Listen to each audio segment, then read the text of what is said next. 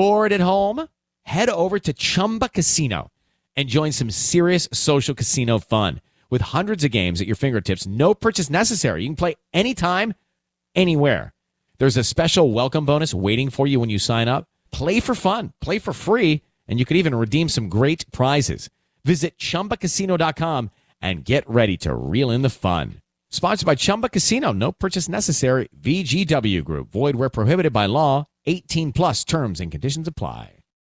Moms, tired of overthinking every decision around what's best for your kids? Stop. Get Smarty Pants vitamins and worry about one less thing. Smarty Pants Kids Multi and Omegas support kids' overall health with 16 daily nutrients, including vitamin C for immune support and D3 for bone health. That's 45% more nutrients than the leading kids' multi-gummy brand. Seems like a no-brainer, right? Get Smarty Pants on Amazon today.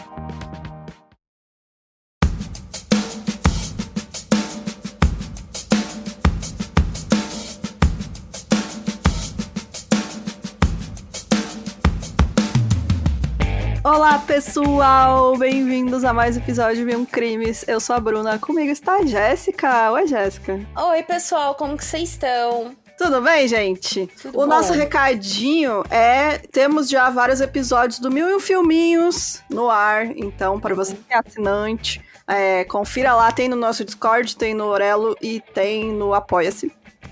Vai ter também o Mil e Um Vampiros. Mil e Um Vampiros. Só que, tipo assim, ele vai ser pra geral, mas só depois de 30 dias. Os primeiros 30 dias vai ser pra apoiadores. Apoiadores têm acesso antecipado. E, se eu não me engano, vai ser nessa semana que vai sair? Deixa eu ver a Você nossa... controla a agenda, gata? Sim, nesta semana... Ou na semana que vem, não sei. E, gente, deem moral, porque demorou muito. Tipo assim, gente, eu gravei umas 3 vezes até chegar dessa vez e falar, ok, não tá tão ruim assim. E mandar a Bruna ouvir ainda falando, amiga, pelo amor de Deus, se tiver uma merda, me avisa. Ai, ficou muito bom, gente. Então, recomendo aí todo mundo escutar. E apenas um recado sobre o episódio de hoje, que tem muita... A gente vai falar bastante de abuso sexual, né? Então, fica aí o aviso de gatilho. E é isso, né? Tem algo mais para comentar? Eu queria dizer que a gente foi muito bem nas Olimpíadas, né? Foi bom. Podia, né, ter sido melhor se não fosse juízes ladrões. Sim. E países ladrões, mas...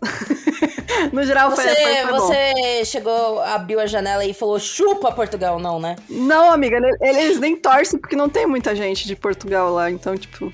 Eles, ficam felizes com qualquer coisa. É que nem eu tava vendo um vídeo... meia dúzia de pessoas. Tava vendo um vídeo do TikTok, o cara falando assim, o português falando, vocês ficam falando, devolva nosso ouro. Que ouro? Que ouro que a gente ganhou? Nem um ourinho. Tipo isso. Mas, gente, pra você que gostou das Olimpíadas, agora vão começar as Paralimpíadas, onde o Brasil é uma potência, tá, gente? Provavelmente vai ter, assim, o hino do Brasil vai tocar a rodo lá, então, muito bacana a gente apoiar também nossos paratletas aí, que é muito legal também. E o Brasil ganha muita medalha de ouro nas Paralimpíadas. Então, fica aí, ó, vamos continuar fazendo a torcida. E é isso, então. Então bora lá pro episódio de hoje.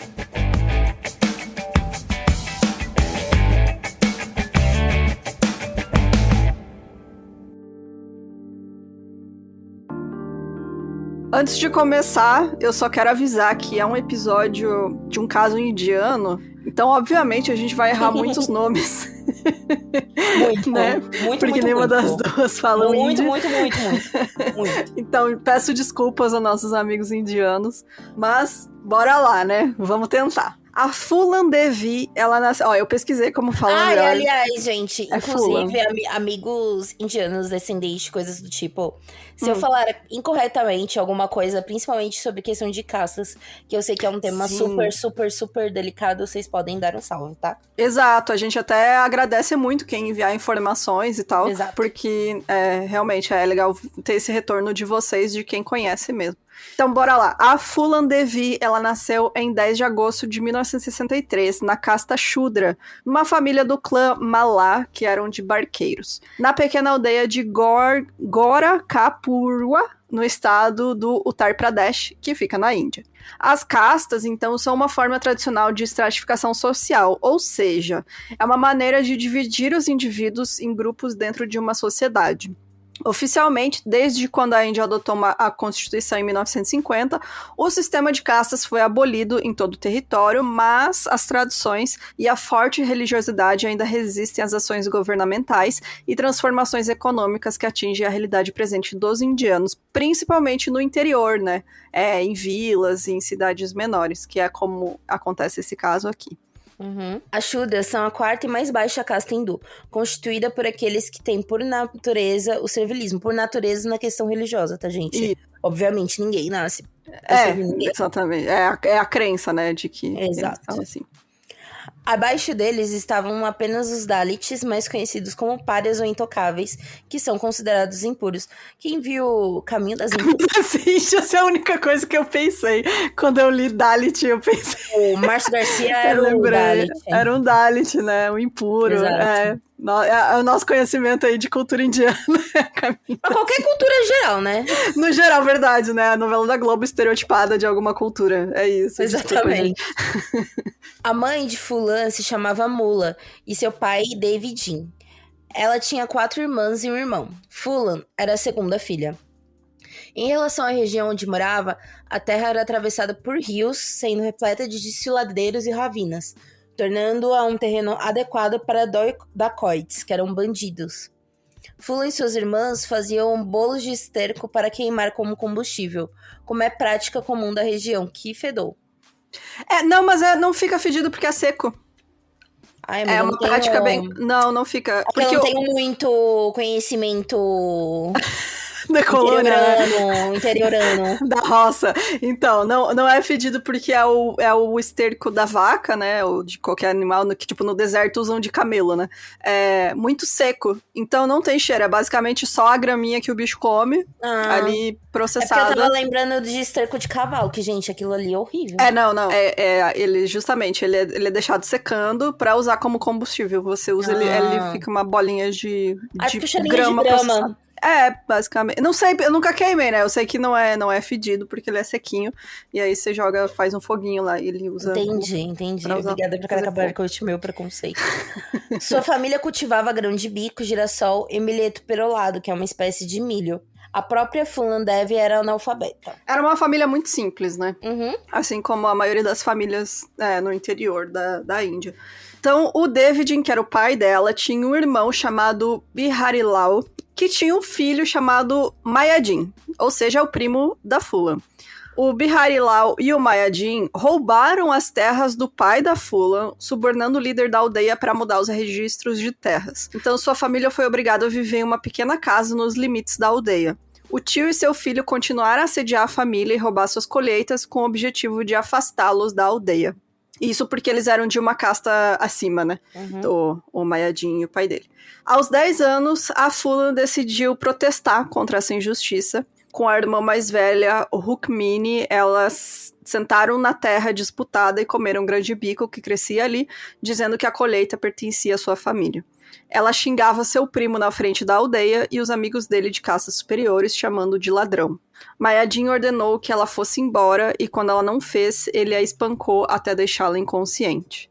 O líder da aldeia então decretou que seus pais também deveriam ser espancados pelo comportamento dela. Gente, uma criança, né? Eu fico muito... Nossa, eu lendo sobre esse caso, eu fiquei muito birulebe das ideias, fiquei muito revoltada, porque ela era muito, muito novinha. Muito criança. Tudo acontece muito novinha, né? E assim, basicamente... Você vê o futuro, né, acontecendo, assim. O que será que essa menina vai fazer, né? Obviamente. Exatamente. Né? O que vocês esperam que ela vai fazer? Ok? Não vai ter. Exato. Né? Após esses eventos, os pais de Fulan decidiram arranjar um casamento para ela em 74, aos 11 anos. Ela se casou com um homem chamado Putial, que ofereceu aos seus pais 100 rúpias indianas, cerca de 4,20 euros atuais. E uma vaca e uma bicicleta. De acordo com a versão relatada por ela ao seu biógrafo Malacen, foi acordado que Fulan começaria a viver com ele depois de 3 anos. Mas Putial voltou dentro de 3 meses e a levou embora. Porque também tinha muito esse acordo de, tipo, casa com a menina agora, mas como ela é muito menina, leva depois. Né? Porque eles... É pra garantir que ele vai ter aquela criança, né? Aquela noiva criança. Então... Sim. Bom, antes de me casar, né, essa é uma fala dela, eu achava que o som das pulseiras tilintando em meu antebraço seria delicioso. Eu ansiava por poder usar sinos em volta do meu tornozelo e colares de prata em volta do meu pescoço. Mas não mais. Não desde que eu tinha aprendido que eles representavam para o homem que os deu. Um colar não era mais bonito do que um pedaço de corda que amarra uma cabra a uma árvore, privando-a de liberdade, disse Fulan sobre seu casamento. Que é aquele ideal, né, de, tipo, da menina talvez de casar, pá, né, mas não é o romance que ela imaginou, né. Até porque ela era uma criança, né. Exato. Ela imaginava ela casada adulta, né, Sim. não uma criança. Seu marido tinha 3 vezes a idade dela. Ela se recusou a avanços sexuais e adoeceu. Quando seus pais vieram buscá-la, eles a levaram a um médico que a diagnosticou com sarampo. Uma esposa deixar seu marido era um escândalo para a família. Então, aproveitando os medos das desgraças dos pais de Fulan, Mayadin se ofereceu para garantir que Putial aceitasse de volta se eles assinassem o documento. Mayadin, para quem não lembra, é o primo cuzão dela. O primo pau no cu. Exato. A família era analfabeta e os pais foram avisados de que continha uma cláusula dando aos Mayadin direitos legais sobre suas terras. Então, eles se recusaram a assinar.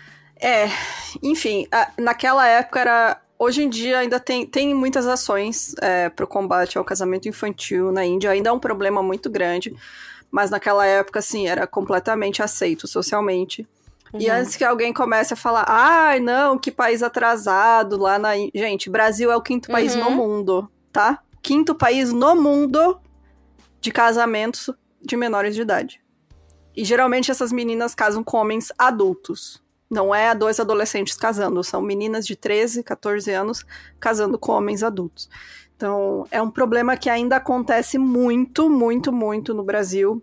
Não apenas em áreas do interior, mas tipo áreas de periferia, né? Meninas que estão tentando fugir de ambientes tóxicos em casa, né? Ou tentando buscar condições melhores. Enfim, ou que são, né, abusadas, enfim. Mas é um problema ainda muito, muito, muito atual. E que ainda acontece no Brasil. No mundo no geral e no Brasil também. Então aí é super importante a gente ter essa conscientização também. Né, de não ser aceitável. Não é aceitável um homem adulto ir atrás de uma criança. Em nenhuma condição, nenhuma, nada. É isso. Então, em 1975, aos 12 anos, ela fugiu do casamento, né, do marido, e caminhou aproximadamente 1.300 quilômetros para voltar para a aldeia natal. Mas quando ela chegou lá, ela não foi bem recebida, porque era uma desonra, né, para a família. Uma mulher, nem era mulher, né, gente? Uma criança ter abandonado o marido. Seus pais não deixaram ela entrar em casa e sua mãe disse que a única maneira dela ter honra fora do casamento era se julgando de um poço ou em um rio. A Fulan foi enviada para ficar com um parente distante na vila de Teoga, onde conheceu seu primo Kailash, que era recém-casado, e trabalhava como homem de recados para bandidos, que também eram conhecidos localmente como Bags. Eles se tornaram próximos e aí tiveram um caso, o que resultou também na Fulan sendo obrigada pela esposa de Kailash a voltar para sua própria vila. A vida inteira dela são homens se aproveitando dela, né? Sim.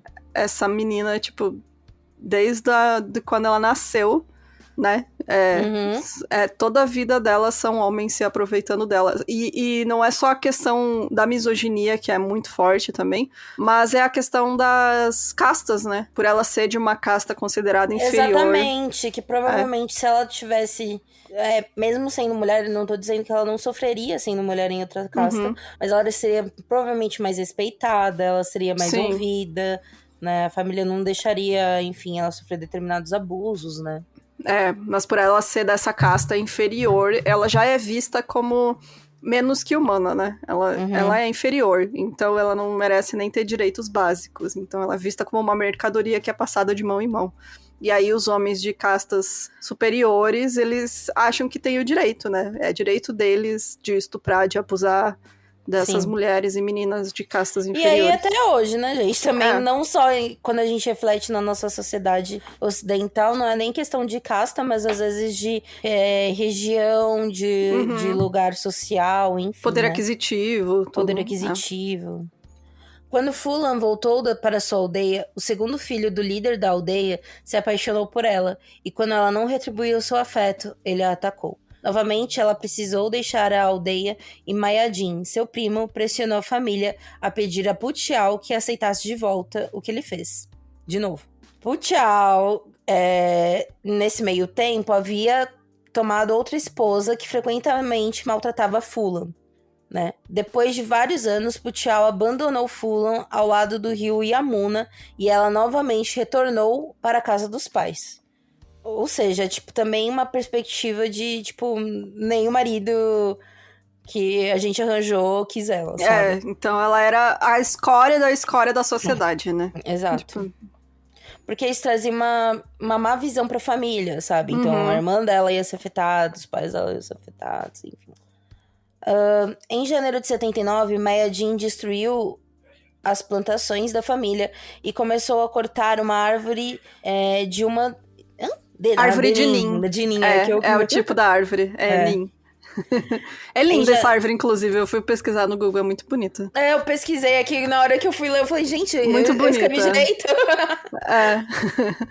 Quando Fulan, que na época tinha 16 anos, gente, tudo isso ela passou. Enfim. Atirou pedras nele e feriu o rosto, ela foi presa pela polícia e detida por 1 mês. Mais tarde, ela relatou que foi presa porque Mayadin a acusou de roubá-lo. Ao ser questionada se ela tinha sido violada pelos policiais, Fulan respondeu: eles se divertiram muito às minhas custas e também me bateram muito. Ou seja, né? Nem autoridades, né? Eram confiáveis. Eram confiáveis. A polícia na Índia é um caso à parte, que é muito, muito corrupta. Muito corrupta. Tem um caso que... Aliás, tem vários casos quando a gente vai falar sobre crimes indianos, que é bem isso. Eu acho, inclusive, é um país que eu me interesso, assim, em questão criminal, sabe? Sim. Porque são bem específicos, coisas que não acontecem em outros países por conta disso. Tem até, um caso, na verdade, é do Paquistão, né, que é um país vizinho, que é de um serial killer de meninos, que por conta da polícia, tipo, a polícia é completamente corrupta, ele passou anos abusando de meninos e ninguém se importava, sabe? E, enfim, tem muitos casos também. Tem um caso que eu quero fazer, que é daquela família que foi encontrada enforcada. Ah, sim. Esse vai ser em breve, tá, gente? Porque o meu interesse nele está aumentando, então. O dia que eu tiver... Vem paranoia. Vem aí. Então, logo vem aí. Desse outro caso da família que foi encontrada... Porque é bizarro esse caso também. Mas tem... Infelizmente, a gente não consegue tanta informação, né? De casos... de anos, tá mais difícil, né, de chegar até nós. Mas se alguém tiver livro, qualquer coisa, gente, manda pra gente, que a gente tem interesse muito. Então, a partir de meados da década de 70, os grupos feministas indianos registraram muitos casos de mulheres serem atacadas e assassinadas por homens. A Fulan passou a ser assediada por jovens de um clã chamado Jati, que era muito poderoso na região pertencente à casta dos guerreiros ou nobres, que eram os Kshatriya. Kshatriya? Acho que é isso. Pra fugirem da acusação, eles diziam que, na verdade, ela estava tentando seduzir eles. Claro. Não era culpa deles. Ela estava sendo muito sensual. Em julho de 79, uma gangue de bandidos liderada por Babu Gujjar sequestrou a Fulan da casa de sua família por razões que ela explicou com várias versões. A versão que eu vi é de que ela realmente era essa figura naquela vila, né, que ninguém gostava, que, tipo, porque ela era muito rebelde, ela não aceitava, né, essas imposições de casta, ela batia de frente, né, com o primo, que era de uma casta superior. Então, essa atitude combativa dela, mesmo ela sofrendo todos esses abusos, ela virou um alvo para essa gangue. Então, eu acho que basicamente é isso, né, que deve ter acontecido.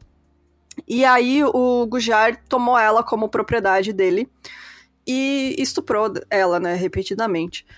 O Vikram Mala, que era o segundo... E aí, galera, nesse momento também, a gente tem que lembrar que a questão do estupro não é somente um bagulho sexual, mas também de poder, sabe? Eu acho que é principalmente de poder. De você submeter, tipo, uma pessoa... Ah, mano, você não se põe no seu lugar, então é isso, sabe? Exatamente. Vai ser uma maneira de você mostrar humilhação. Exato.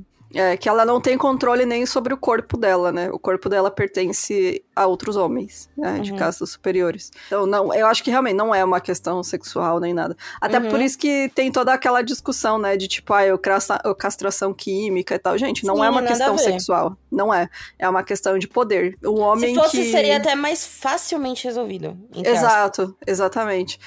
Porque, assim, o cara não precisa dos órgãos genitais dele pra estuprar também. Não. Sabe? Se ele Vários quiser. casos a gente já relatou aqui de uma galera que não usa genital e abusou.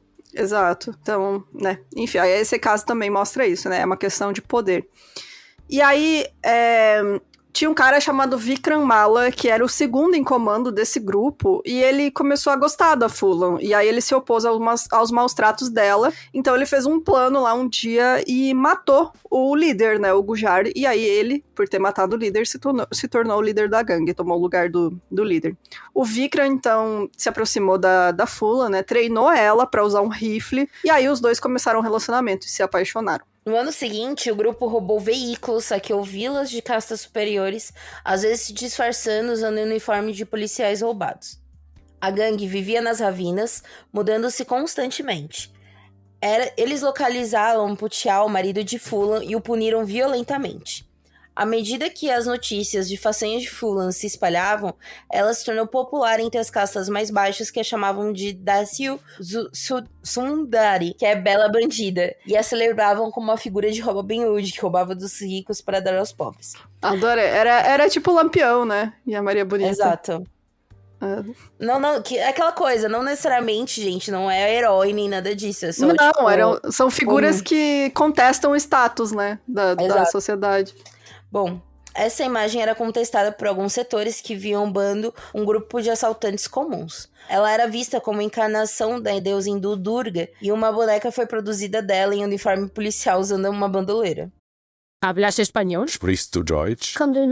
If you've had that sound from Babbel before, I bet you do. Babbel is the science-backed language learning app that actually works. With quick 10-minute lessons handcrafted by over 200 language experts, Babbel gets you on your way to speaking a new language in just a few weeks. With over 16 million subscriptions sold and a 20-day money-back guarantee, just start speaking another language with Babbel. Right now, up to 55% off your Babbel subscription at babbel.com/Spotify podcast. Spelled BABBEL.com/Spotify podcast. Rules and restrictions may apply.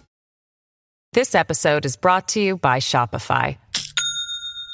Do you have a point of sale system you can trust, or is it a real POS? You need Shopify for retail. From accepting payments to managing inventory, Shopify POS has everything you need to sell in person. Go to shopify.com/system, all lowercase, to take your retail business to the next level today. That's shopify.com/system. Eu quero uma bonequinha dessa, gente. Alguém arruma pra gente. Uma bonequinha. O antigo líder... Sri Ram Singh. Valeu aí, amiga. Foi libertado da prisão justamente com seu irmão Lala Ram Singh, em 1980. Eles eram homens Thakur, uma casta superior aos outros membros. Depois que eles se juntaram aos bandidos, uma luta pelo poder se seguiu e Sri Ram assassinou Vikram Mala, né, que era aquele cara que estava se relacionando com a Fulan. Sem a proteção dele, Fulan se tornou prisioneira de Sri Ram.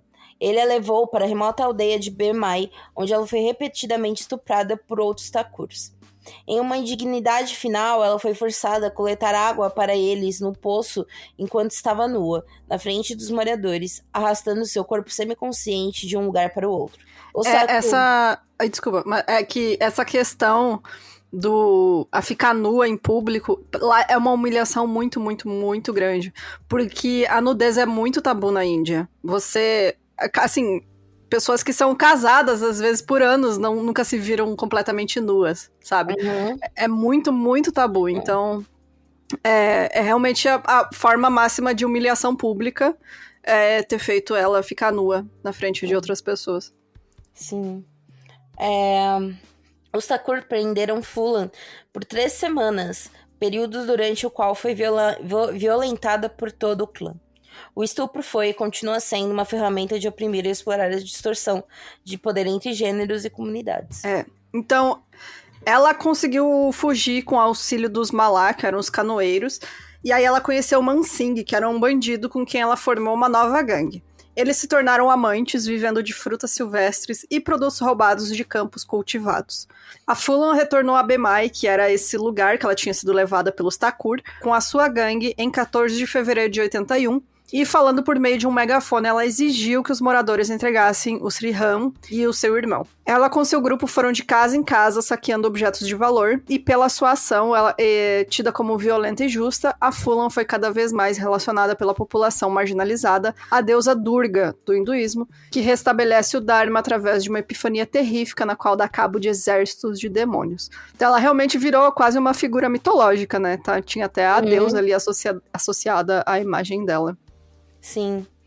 Quando os 2 homens que Fulan procurava não puderam ser encontrados, 22 homens Thakur foram alinhados no rio Yamuna e executados com tiros. 20 morreram e 2 sobreviveram, se fingindo de mortos. O massacre de Bemai levou os fazendeiros Thakur a pressionar a primeira-ministra Indira Gandhi a impor o Estado de Direito. E aí tem que lembrar, gente, que assim, ela matou essa galera, mas não era todo mundo envolvida com os caras, eles nem sabiam dos caras. Tinha gente que era só morador lá, né? Era morador da cidade, só que ela chegou ali e falou, vou fazer minha vingança aqui e já era. Exato. Assim, sabe? Então, matou uma galera que não necessariamente era uma galera... Não necessariamente não, a maioria não era envolvida, a maioria era cidadão comum, né? Uhum. Enfim, quando Fulan foi presa em 83, ela alegou que não estava presente no momento do tiroteio. Isso foi corroborado pela evidência dos 2 homens que sobreviveram, que declararam que não a tinham visto e que um homem chamado Han Aitar estava dando as ordens. Para outros relatos, como o do jornalista Khushwant Singh, foi Fulan que matou os homens. Os assassinatos levaram à renúncia de VP Singh, o ministro-chefe de Uttar Pradesh. Mais tarde foi esclarecido que os homens mortos eram 17 Thakurs, um muçulmano, um Dalit e um membro de outras classes atrasadas, entre aspas. Fulan foi acusada à revelia de 48 crimes que incluíam sequestro, pilhagem e assassinato. Ou seja, essa onda de violência que ela sofreu culminou numa violência que ela causou também, né? Exatamente. Até eu tava escutando, tem o podcast da Parcast, que é o Mulheres Assassinas, né, que eu comentei. Mulheres Criminosas, que eles fizeram um episódio sobre isso.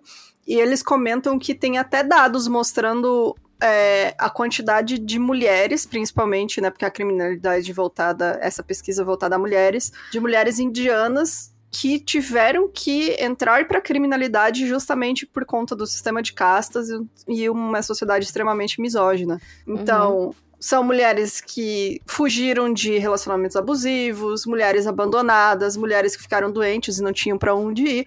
E elas vão fazer o quê, gente? Morrer de fome, sabe? Então, elas são jogadas para essa vida, realmente não tem outra saída.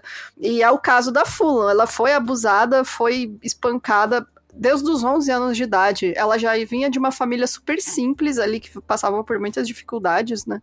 E desde criança, ela foi abusada, foi, né, estuprada, foi negligenciada por todo mundo, e o Estado nunca esteve aí pra ela, né? Então, aí fica... Quando chega nesse extremo de finalmente ela reagiu de modo extremo, como ao que ela estava sendo submetida, aí sim virou um problema, né? Não era um problema quando faziam com ela, mas quando ela começa a fazer com os outros, né, acaba virando um problema. Então, assim, não justifica os assassinatos, né, ela ter matado tanta gente. Se ela tivesse ido atrás só das pessoas que estupraram ela e mataram, a gente ia passar um paninho aqui pra ela. Passava um paninho pra ela. Mas, né, não dá pra ignorar realmente, porque, né, a reação dela extrapolou ali das pessoas, né, que fizeram mal a ela. Vazou pra pessoas que não tinham nada a ver. Então, Rajaram, que era uma das testemunhas, estava retornando dos campos quando avistou os bandidos invadindo a vila. Ele disse que viu a Fulan. E para salvar a sua vida, ele se escondeu nos arbustos e testemunhou o derramamento de sangue. Ela gritou e o Badmash, que era um dos companheiros dela lá, começou a atirar. Ele alegou que os bandidos atiraram nos moradores porque alguns deles agiram como informantes da polícia. E o Rajaram perdeu 7 parentes, incluindo seu irmão, em 14 de fevereiro de 81. Inicialmente, ninguém da vila ousou registrar um relatório com a polícia, mas depois ele e outros foram relatar sua perspectiva do que aconteceu. Cerca de 28 testemunhas, no caso, também morreram durante a pendência do julgamento, porque, ficavam sabendo que ia ser testemunha e acidentes aconteciam, não tão acidentais assim. Janter também era uma das principais testemunhas de acusação e afirma: fomos todos reunidos perto do poço da aldeia. Lembro-me claramente de ver Fulan, Mansingh, Fosa e Bika diante de nós e amaldiçoarem-nos. Nos perguntaram quem de entre nós tinha passado informações à polícia. Quando ninguém falou, decidiram disparar sobre nós. O que aconteceu a seguir não foi claro durante alguns minutos. Havia fumaça das armas, sangue por todo lado e poeira a levantar-se do chão. Muitas dessas testemunhas também, elas dizem... Porque a versão da Fulan é que ela foi levada lá e todos os caras, né, a maioria dos caras que ela matou, que ela mandou matar, tinham participado de estupros, né? De estupros coletivos contra ela, porque ela tinha sido levada naquela vila. Mas muitas das testemunhas contestam isso, né? Ela foi realmente levada lá, mas, tipo, não foi toda essa galera que participou. A cidade em si, né, eles falam que, tipo, a maioria dali era morador da cidade. E que, obviamente, eles não iam dedurar ninguém. Exato, sim. Porque, pô, né? Tudo prende também, né? Famílias e tal, então, né? Exato, então, tipo... Obviamente que talvez um ou outro pode ter se envolvido, mas não, quem praticou a ação foram os irmãos lá mesmo, exato, né? Enfim, e o grupo dos irmãos, né, que também estavam envolvidos. Enrugada e frágil, Taradev, outra habitante da aldeia, disse sobre o massacre: ninguém cozinhou nada na aldeia durante 8 dias após o incidente. Continuou a chegar comida das aldeias vizinhas para as crianças. É doloroso que a justiça tenha sido adiada. Talvez não para nossos filhos, que eram demasiado novos para se lembrarem de alguma coisa. Mas continua a ser importante para aqueles que testemunharam o incidente. Ela pode ter sido injustiçada, mas uma aldeia inteira ou todos os membros da mesma casta não podem ser rotulados de criminosos e mortos a sangue frio. Cada dedo é diferente do outro. É isso, né? Tipo... resumiu bem. Após o massacre, Fulan continuou foragida e quase foi pega pela polícia em 31 de março de 81. Sua mãe foi mantida por 5 meses na prisão de Calpe para pressionar Fulan a se entregar. Neste ponto, a questão já deixava de ser meramente criminal para tornar-se política. Fulan contava com maciço apoio popular, imprescindível para a reeleição do governo estadual. Por outro lado, o clã rival possuía aliados dentre os altos cargos internos do governo. Pressionado por ambos os lados, o governo se viu obrigado a negociar e não permitir a morte de Fulan pela polícia, mas a busca de sua rendição. Porque é por causa dessa questão também das castas e tal. Começa a virar mesmo um bagulho político, né? Sim, justamente, né? Porque castas mais poderosas têm o controle da polícia, né? E aí você tem ali uma mulher do governo e etc. E você tem a mulher que tá virando o símbolo de resistência de castas que são denominadas inferiores, é um problema pra eles, né? Então, já com muitas baixas em seu grupo e sem munição, em 83 a Fulan se rendeu às autoridades após longas negociações lideradas por Rajendra Chaturvedi, que era um policial de Bindi que ganhou a confiança dos bandidos locais após prender Malkam Singh Rajput. Vestida com um uniforme policial e usando uma bandana vermelha na cabeça, ela se curvou diante das representações da deusa Durga e Mahatma Gandhi, então se prostrou diante de Arjun Singh, o ministro-chefe de Madhya Pradesh, com aproximadamente 8.000 pessoas assistindo. Inclusive, essa imagem dela com a bandana na cabeça é incrível, eu sugiro vocês a procurar aí no Google. A Fulan havia estabelecido condições em relação à sua rendição, que incluíam o seguinte: nenhuma pena de morte para ninguém da sua gangue, uma pena máxima de prisão de 8 anos, sem uso de algemas, ser presa como um grupo, ser presa em Madhya Pradesh e não em Uttar Pradesh, sua família recebendo terras com espaço para sua cabra e sua vaca, e seu irmão conseguindo um emprego no governo. Mas são exigências ok, né? Tipo, não é nada impossível. Meu irmão vai participar da mamata. Eu quero uma tetinha para o meu irmão no governo. Ela e 7 homens, incluindo Mansingh, se renderam. A Phulan enfrentou 48 acusações criminais e a gangue foi encarcerada em Gwalior, em Madhya Pradesh. Apesar do acordo prévio que ela não passaria mais de 8 anos na prisão, ela passou mais de 10 anos em prisão preventiva. Porque não tinha sido julgado ainda, né? Os caras deram o pulo do gato ali. Tipo, você só quer 8 anos de prisão, né? No seu julgamento? E que tal a gente deixar preso por 10 anos antes de julgar você? Já assinou uma galera. Tu jura? Não, é bizarro, né? E aí tem muitos casos na Índia também, porque... que nem você comentou antes, a família dela foi presa. Lá eles prendem a família. A pessoa tá foragida, eles vão e prendem tua mãe. A tua mãe lá, senhorinha, fudida, doente, tá presa. Pra te forçar a ir se entregar. Porque você sabe que tá na merda, né? Tua mãe tá presa. Então eles mexeu com a mãe apelar mesmo. Fazem isso mesmo. Tipo, é absurdo, né, cara? Coitado, tá a mãe lá que não tem nada a ver com a história, foi presa. A culpa é minha, né? Exato. É muito absurdo. Enfim, ela ficou, né, 10 anos em prisão preventiva. Então, durante esse tempo, ela teve... Prevenção pra caralho. Durante esse tempo, ela teve tuberculose. Mano, essa mulher, coitada, ela sofreu pra caralho, né? A vida inteira, não tem um dia de paz, coitada. Ela foi diagnosticada com 2 tumores estomacais, e aí, enquanto ela recebia tratamento hospitalar, ela foi submetida a uma histerectomia sem seu consentimento, ou seja, retiraram o útero dela, sem o consentimento dela. Os outros, incluindo Mansingh, concordaram com os julgamentos em Uttar Pradesh e foram todos absolvidos, mas a Phulan se recusou a fazer um acordo e permaneceu convencida de que se ela fosse pra lá, ela ia ser assassinada. O que eu acho que é um medo que faz sentido. Faz sentido. Então, é bom não arriscar. As acusações contra Phulan foram retiradas em 1994 por ordem de Mulayam Singh Yadav, o líder do partido Samajwadi, que era o Partido Socialista. Acho que é Samajwadi. Exato. Samajwadi. Exato. Nem sei se é esse o termo. Acho que é isso. Se tivermos errado, não sei, pode ser. Perdão aí se eu xinguei alguém sem querer. O ministro-chefe de Uttar Pradesh. Após sua libertação da prisão, ela se juntou com o partido Samajwadi e nas eleições gerais de 96 assumiu uma cadeira no órgão legislativo inferior indiano, o Lok Sabha, como membro do parlamento por Mirzapur, Uttar Pradesh, e venceu com uma margem de 37 mil votos e teve mais de 300 mil votos no total. Ela não foi a única...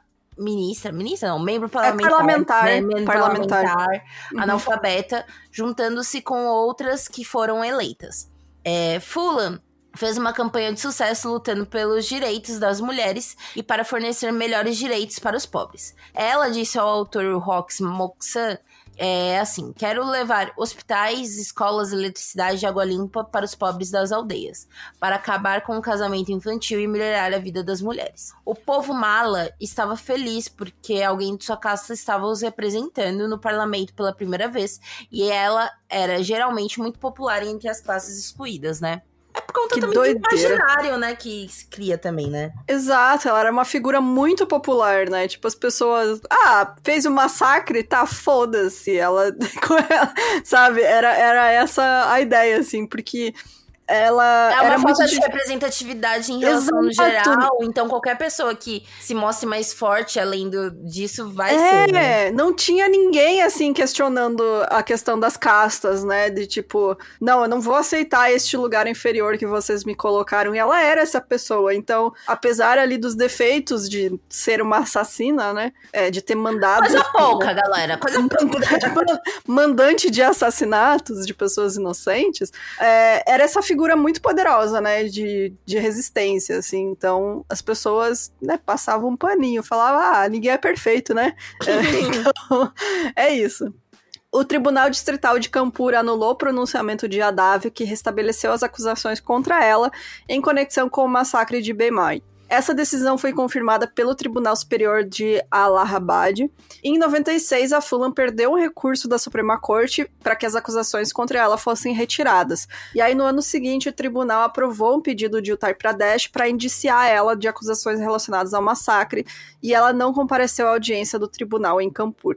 Após vários meses de maquinações legais, a Suprema Corte decidiu que Phulan não precisava ser presa antes do julgamento, mas ela acabou perdendo a cadeira dela, né, de parlamentar para Virendra Singh nas eleições de 98 e recuperou no ano seguinte. A Phulan se casou de novo com o Med Singh em 94. Eles apareceram juntos em um filme chamado Sholay Aur Shingari, e junto com seu novo marido, ela se tornou budista com o objetivo de fugir do sistema de castas hindu.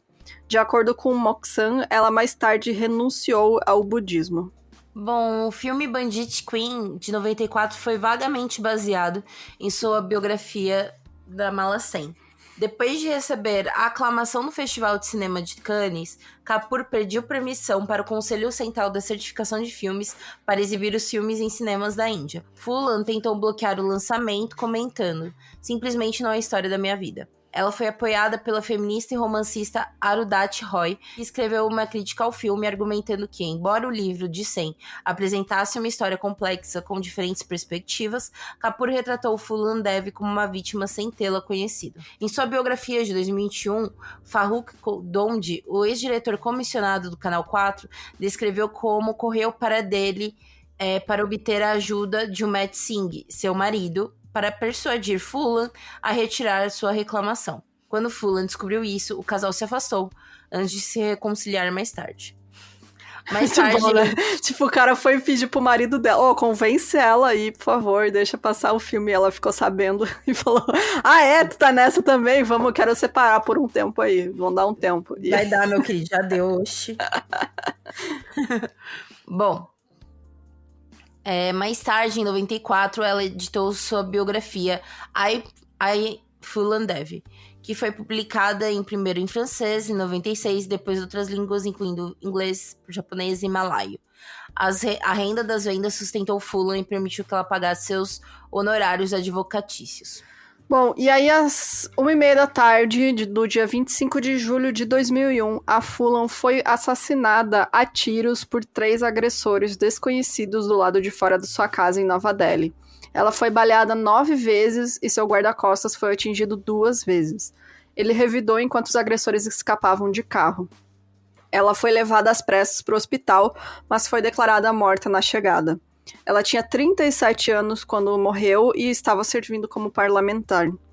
Todos os negócios de ambas as casas do parlamento foram adiados por 2 dias e o funeral ocorreu em Mirzapur. O Med Singh, que era o marido dela, ele comentou: "Ninguém gosta quando alguém, especialmente uma mulher das classes mais baixas, sobe e faz seu nome." E o seu advogado, Kamini Jaiswal, declarou: "Este assassinato é o resultado de um conflito de castas." O processo criminal contra ela ainda estava em aberto no momento da sua morte. Dias após o assassinato, Sher Singh Rana se rendeu à polícia em Dehradun e alegou ter assassinado a Phulan em vingança pelo massacre de Bemai. A princípio, ele lutou para convencer a polícia de que estava presente na cena do crime, e ele escapou da prisão em Tihar em 2004 e foi recapturado 2 anos depois. Em agosto de 2014, Rana recebeu uma sentença de prisão perpétua pelo assassinato, com 10 co-réus sendo absolvidos, e 2 anos depois ele apelou de sua sentença ao Tribunal Superior de Delhi e foi libertado pela juíza Geeta Mittal sob fiança pessoal. Ele foi obrigado a não interagir com a família da Phulan e se apresentar à polícia a cada 6 meses, informando também onde ele morava e qual número de telefone celular ele estava usando. Então foi realmente um assassinato político, o que ela temia a vida inteira, né, depois que ela começou essa carreira pública dela, que ia acontecer, aconteceu. Exato. Em agosto de 2001, o Mad Singh anunciou, antes do Theravim, cerimônia realizada para marcar o último dia de luto após a morte, que Fulan estava criando um fundo para administrar as propriedades que ela possuía. Ele foi imediatamente denunciado por suas irmãs e mãe, que alegaram que ele estava tentando roubar os seus investimentos no valor de 25 milhões de rúpias, cerca de 1 milhão de euros atuais. Muni Dev, irmã de Fulan, alegou que o Mad Singh conhecia os assassinos e desafiou seu álibi. Ela disse que o Mad Singh era abusivo com Fulan e que ela havia tentado pelo menos 2 vezes se divorciar. O primeiro marido de Fulan, Puchal, também fez uma demanda por suas propriedades, já que eles nunca tiveram um divórcio, né, oficialmente. É muita cara de pau, né, mano? O cara que comprou ela por uma vaca e uma bicicleta quando ela tinha 11 anos... Depois acho que tem direito a alguma coisa. Ela morreu com 37 e ele chega, não, porque eu casei com ela quando ela tinha 11 anos. Então eu também tenho direito. Tipo, cara, eu achei uma coisa errada aí, meu senhor. Eu tenho uma dúvida que... Pelo amor de Deus, sabe? O absurdo. Bom, a fama de Fulan em toda a Índia continuou a crescer após sua morte, e a controvérsia em torno do filme Bandit Queen havia garantido que ela fosse mundialmente famosa. A acadêmica Tatiana Suraslej observa que os fatos apresentados nas diversas biografias muitas vezes se contradizem, apesar de virem de entrevistas com a própria Fulan, e questiona se ela esqueceu elementos ou adaptou seu relato para se adequar melhor às circunstâncias em mudança.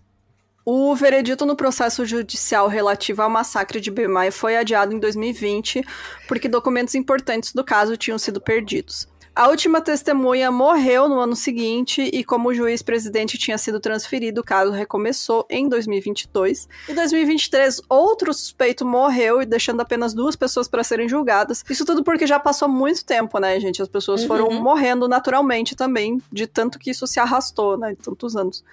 A subcasta Malá faz parte da casta Nishad e eles reivindicaram o legado da Fulan.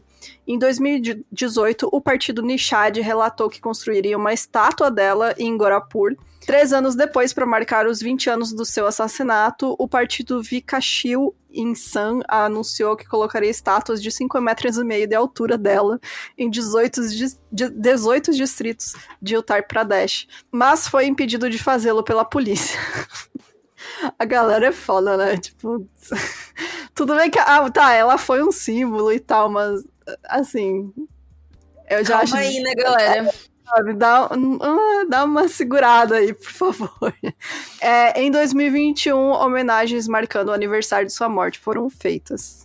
Em 2018, a Mandy Fulan disse ao jornal The Asian Age que ela ainda estava lutando para recuperar a terra de Mayadin, primo de Fulan, havia roubado da família. Um posto policial e um memorial na estrada da vila são os únicos requisitos do incidente que ficou conhecido como o massacre de Bemai. O memorial tem a lista de 20 pessoas que foram mortas. Ele se refere a elas como homens desarmados, inocentes e pobres, que foram mortos às 4 horas da tarde, no dia 14 de fevereiro de 81. Moradores de Bemai refutam até hoje a teoria de vingança por estupro. Quem pode estuprar um badmash, bandido? Alguém com armas e uma gangue. Foi só depois que ela ganhou fama com o filme Bandit Queen que essa narrativa se espalhou, disse Babush. Porque é isso, né? Tipo, pra eles, assim... Para um morador comum, era difícil mesmo, né? Mas exato. A questão é que ela não foi abusada apenas por moradores comuns, né? Ela foi abusada pelos caras que já era dono também de uma... Exato. Uma bandidagem, né? Eram os líderes, né, ali do grupo rival e tal. Mas é isso, eu achei esse caso muito interessante, assim, porque realmente eu não conhecia. Até você ter colocado ali... E daí eu fui atrás, pesquisar e tal, eu realmente não tinha ideia, porque é uma história muito bizarra, né, porque a gente já teve caso de assassino que virou figura pública e tal, mas eu não sei, é diferente, né, essa história dela, porque é uma história de muito sofrimento, né, tipo, você vê toda a trajetória, assim, dá meio que pra você ir adivinhando o que vai acontecer, menos a questão dela virar uma figura política, né? Exato, essa parte, que até então rola uma questão rape and revenge, sabe? Sim. Dos filmes que tem, sabe? Mas aí, quando ela vira política aí. Mas uma coisa que eu acho interessante, não sei, gente, se vê, vamos colocar uma enquete, faz sempre que a gente faz enquete. Vocês gostam de casos asiáticos? Sim. Porque eu ando lendo muito sobre casos asiáticos e tal. Só que assim, são mais demoradinhos também, porque são asiáticos. Eu tenho que usar Google Tradutor japonês, Google Tradutor indiano. Esse eu tive que usar o Google Tradutor indiano e tinha coisa que eu ficava, pai do céu, o que está acontecendo? Então, assim, eu posso fazer mais casinhos asiáticos, né? Porque realmente são muito legais, assim, sabe? Porque são culturas diferentes, coisas diferentes. Quando a gente fala de Ásia também, a gente tá falando de uma pluralidade muito grande, né? Porque a cultura japonesa é diferente da cultura chinesa, que é diferente da cultura indiana, que é diferente, sabe? Tudo isso é muito diferente um do outro, né? Mas enfim, é isso, gente. É isso, gente. Comentem aí também o que vocês acharam. E é isso, né? Não tem mais o que falar, não. Bora para os comentários do último episódio.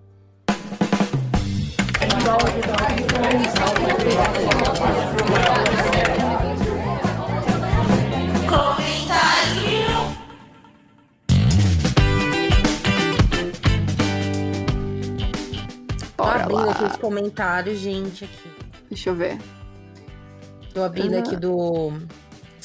O Spotify bugou um pouquinho um tempo, e aí acho que o pessoal comentou a galera comenta... Não, só tem um comentário. Sim.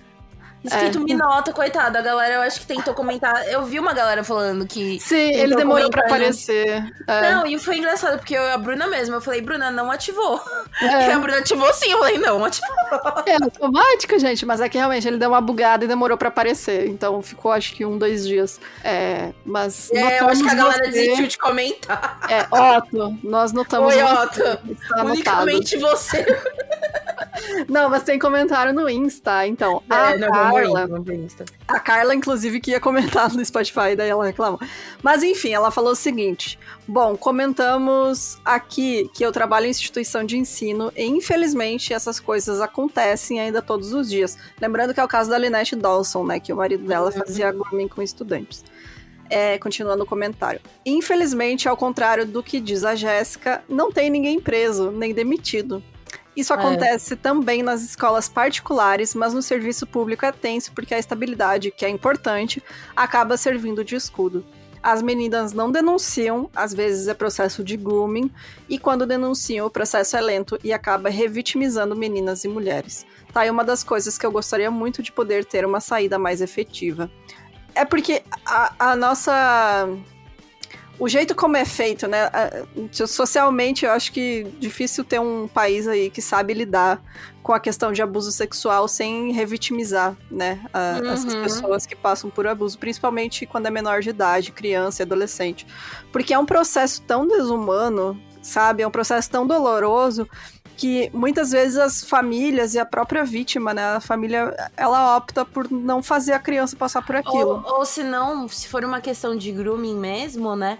É uma questão da pessoa, tanto a adolescente quanto quem tá em volta não vê ela como vítima. Também. Né? Eu tava vendo TikTok esses tempos, fico vendo assim antes de dormir. E aí eu tava vendo justamente isso, uma menina contando a história de, tipo, tinha uma menina que estudava com ela, que ela sempre foi muito amiga do professor, sabe? Aí eles mudaram de colégio e tal, e tipo... ela conversava, tipo, ela conversava com um cara do Instagram, mas era um cara misterioso, e ela tava namorando um cara misterioso, que ninguém sabia quem era, né? E aí, depois passou uns anos, aí ela tá com ele, hoje em dia. Só que hoje em dia ela tem, tipo, 23 anos, 24 anos, sabe? Sim. E ele era professor dela desde que eles tinham 14... Ela tinha 14 anos. Aquele caso da professora também, nos Estados Unidos, né? Que abusou do menino e até hoje ela é casada com ele, né? E aí é o rolê do tipo, como que vai falar pra essa menina que não foi um grooming, entendeu? Exato. Foi. Tipo, entendeu? Porque é difícil você falar, não, ele foi um maldoso ao ponto. Foi. Só que você não raciocina isso, né? Sim, exato. Ainda mais quando você tá adolescente, você acredita muito no amor do cara, enfim. Mas é uma situação muito complicada. Realmente, tomara, né, que a gente consiga evoluir aí como sociedade pra gente, né, saber lidar e ter a estrutura necessária também, né, das autoridades e treinamento para as pessoas que atendem essas vítimas, né? Pra não acontecer isso de ser revitimizada, porque é muito triste. Sim. Bom, a Maria Baby falou: preciso conhecer a Jéssica, no jeito dela, melhor podcast. Se for de São Paulo, sempre tô num bar no final de semana aí, ó. Lero Lero, beijo pro pessoal do Lero Lero. Eu adoro Ana Maria Borba. Muito bom, gente, muito bom. Ana Maria Borba. Inclusive, agora tem Torre de Chevette e tem Torre de Checkmate. A Pelo Torre amor de de Chevette, Deus. amigas, é assim, ó. Tu vai daqui pro inferno. Toca pro inferno, sabe? Aquele meme do... Gente, não. A Bruna tomou o Checkmate quando ela veio pra São Paulo. Não, tomei o Chevette. Checkmate não tinha ainda. Não, o Checkmate ainda não tinha. Você tomou o Chevette. Tomei Chevette. Achou delicinha aquele Yakult, não achou, amiga? Muito bom, é muito bom. Gente. Mas enfim, o comentário da Maria foi: além de querer me conhecer, falou: como professora, acho que não existe algo mais criminoso, nojento e antiético que um professor se envolver com o aluno. Eles merecem um lugar especial no inferno. E eu também acho. Que nem aquele rolê que eu te falei. Ó, vou contar uma fofoca. Entendeu? Pessoas envolvidas não vão ouvir mesmo. Quando eles davam um cursinho, a gente, todo mundo tinha por volta entre os 18, 17 anos, até seus 20 anos estourando, certo? E aí, todos os professores davam em cima de uma galera ali, né? E até então, gente, se for pra dar uns beijos no professor, é estranho, mas tudo bem, sei lá, sabe? Acontece. Maior de idade? Todo mundo é maior de idade. Mas eu lembro que uma das meninas, ela comentou, tipo, num grupo, na época, tinha muito grupo feminista, né? Anos depois, eu já tava na faculdade, aí uma das meninas falou assim: ai, meu Deus, o cara é mais velho, todo mundo tem preconceito com ele e tal. E aí eu fui ver, era um professor que me deu aula também. E ele já devia ter os seus 50 anos e a menina tinha, sei lá, 19, 18 anos. Não tá errado, sabe? Mas é muito estranho. E aí eu falei, cara, ele é maravilhoso. Ele foi um professor maravilhoso. Ele era engraçado, divertido. Tananana. Mas nada me cabe na cabeça que você tem a mesma idade que a filha dele. Esse negócio não tá dando certo, sabe? Não dá. E aí a menina falando, cara, mas eu sou maior de idade, tananã, e a gente foi morar junto e tal. Eu falei, minha gata, você é um neném, sabe? Sim. Você é um bebê. Bebê.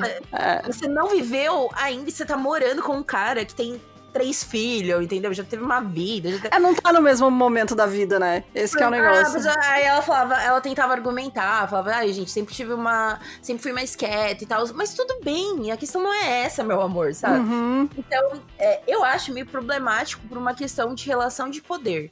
Que é aquele lance que eu falei, né, no episódio anterior, de diferenças, não de idade em si, sabe? Mas de aspectos de vida, né? Sim. Na minha faculdade, quando eu fiz jornalismo também, teve, na hora da minha turma, mas uma jornalismo menina... é o que mais tem, né, menina? Geralmente os professores são mais novos, né, a maioria, pelo menos na minha faculdade era. Então, assim, teve uma menina que ela já tava a 21, 22, eu acho, por aí, e o professor tinha 30, sabe, 31. Ai, tudo bem. E eles acabaram se envolvendo quando ele era o orientador dela. E aí eles acabaram se envolvendo quando ele era orientador. Mas ainda assim, eu acho estranho, gente. Sei lá. Mas eles assumiram depois que ela se formou e eles hoje em dia são casados, sabe? Então, assim... É que eu acho meio bizarro, gente. Eu acho estranho também, né? Mas não sei, mano. Não vou julgar.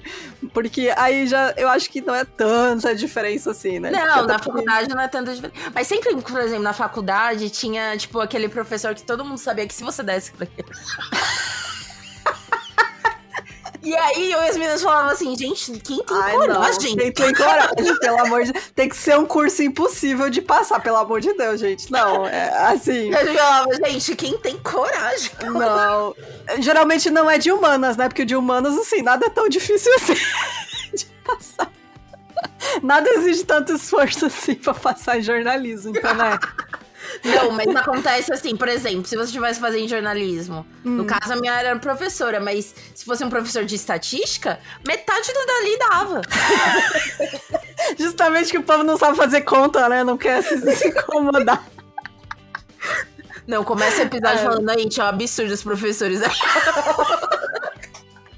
Não, mas de casa de faculdade, tá? Pelo amor de Deus. É outra coisa. Colégio eu lembro, é muito engraçado quando eu fiz publicidade. Aí eu tinha também 20 anos, assim, a gente era mais novo. E eu e meu amigo...